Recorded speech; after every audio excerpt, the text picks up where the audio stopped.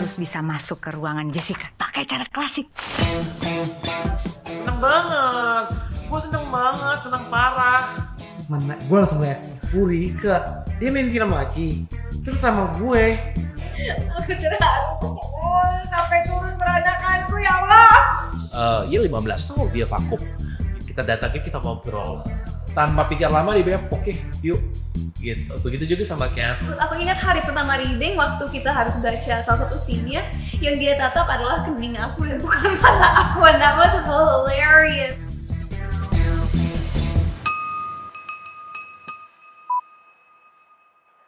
Waga, lu tau gak? Selama ini tuh gue aget. Gue gak ngondek. Percaya gak lu? Hah? Gak percaya kan? Gue juga gak percaya. Duduk gini. Ngobrol yuk. Dih, masa kayak gitu aget? Saya Rika Diah Pitaloka, berperan sebagai Marta, pimpinan agen UNS, Pusat Agen Nasional. Aduh salah, maaf ya. Marta itu pimpinan dari Pusat Agen Nasional Plus 62. Jadi ini semacam organisasi intelijen tapi swasta di negara yang namanya Plus 62. Tahu kan artinya? Plus 62. Plus 62. Jadi Dito nih kayak apa ya?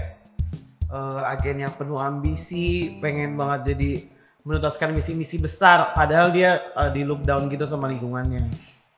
Karena kami milenial yang siapa yang nggak tahu Hargo Rika, ya of course we know Aneng gitu. Terus kita ngelihat sepak terjangnya dan dia belakangan ini gitu ya, dia memang sudah lama vakum. Entah kenapa kayaknya pertemuan pertama langsung nyambung. Terus tanpa pikir lama dia bilang oke, yuk gitu. Begitu juga sama Ken. Sampai akhirnya Cinta Laura yang ketiga yang akhirnya bergabung, dan pada saat kita baca skrip dan kita baca skrip kami ngerasa Jessica ini Cinta Laura sih gitu. Kayaknya kalau nggak peran sama Cinta Laura nih nggak kelihatan nih ya kok apa peran Jessica yang sekarang yang ada kita lihat di layar gitu sih. Nobody can destroy me. I'm queen bitch.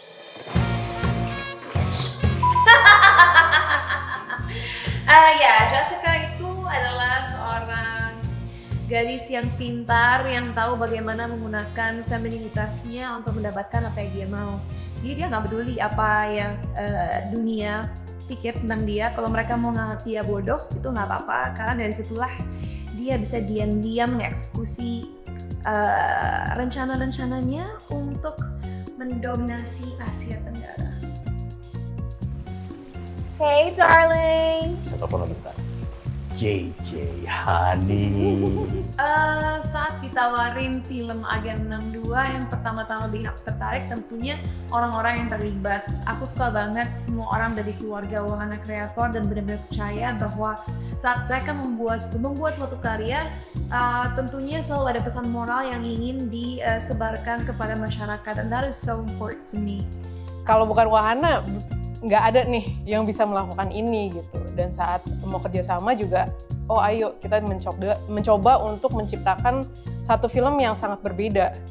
Jadi menurut aku tuh judul ini dan premis dan setelah itu ngobrol, rasanya it's one of a kind.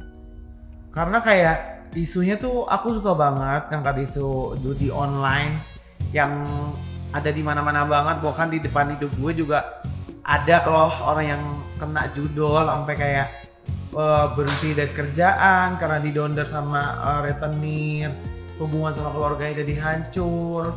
Pokoknya untuk mengangkat isu judul nih menarik banget buat gue. Terlepas itu semua juga tentunya pemain-pemainnya Mbak Rika, Keanu, I think they're such talented people. Bener-bener tadinya nggak tahu kalau itu peran utama, begitu syuting ini seru, sama naskahnya ikut syuting, nggak banyak nanya karena sambil kerja ya ribet, begitu udah kontrak semua pikir-pikir kok bagian gue banyak banget ya, kenapa ya gitu. Terus aku nanya sama produser, Mas Sigit, banyak banget bagian aku, dialognya banyak lagi tuh, aku lagi sambil kerja ini kan peran utama tuh kan. Gue langsung lihat, hah? boleh nih gitu, ngerti nggak? Kayak lintas usia. Jadi ada 3 lintas generasi yang usia Burike, Kak Cinta sama gue nih. Jadi seru banget. Dan aku ingat seminggu pertama beneran kenal sama Keanu, aku menghabiskan waktu aku hanya meyakini dia bahwa menurut aku dia itu pintar, lucu, bertalenta. So I was just trying to be a supportive friend. Dan sekarang kita udah sampai fase dimana kayaknya Keanu bici sama aku, dia udah nggak takut lagi gitu, memenjak dasar.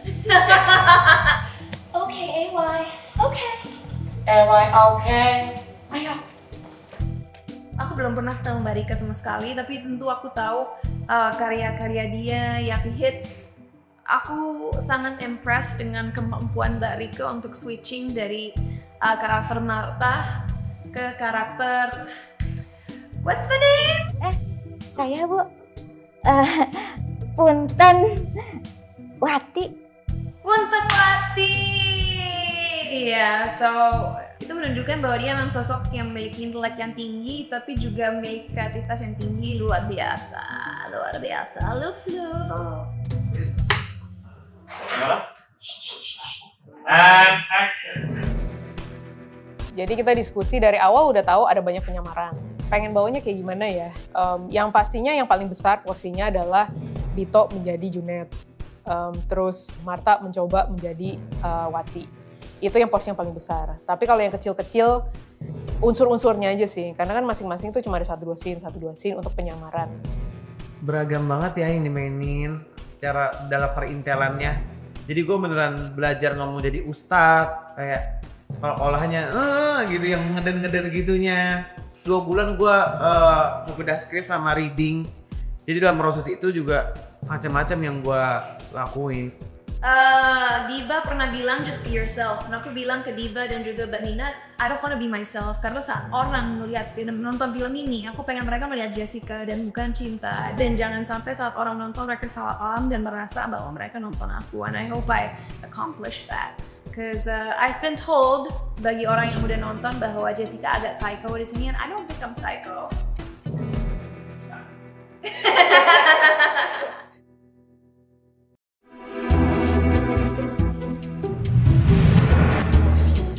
Kalau pengajian baca surat apa ya?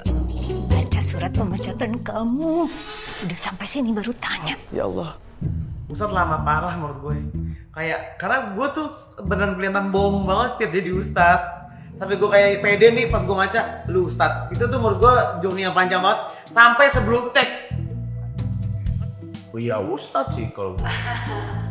Kalau aku Junet dan Putawati sih. Saya Marta jadi ibu sosialita. Jaruk kan Burike SJW jadi ibu sosialita, itu buat saya menarik dan ternyata dia cocok. Kalau lo intel jadi pelacur tuh paling enak gitu masuknya, ngerti gak sih, kayak tinggal emangnya Mungkin pengen jadi guru silat kali masuk. Ya rahasia lah, masa aku kasih tahu pertanyaannya nih. Film ini kita tuh ngobrolin sesuatu yang berat dan penting banget untuk dibahas, tapi dengan cara yang seru. Jadi no doodle, no doodle, and don't forget to watch Avian.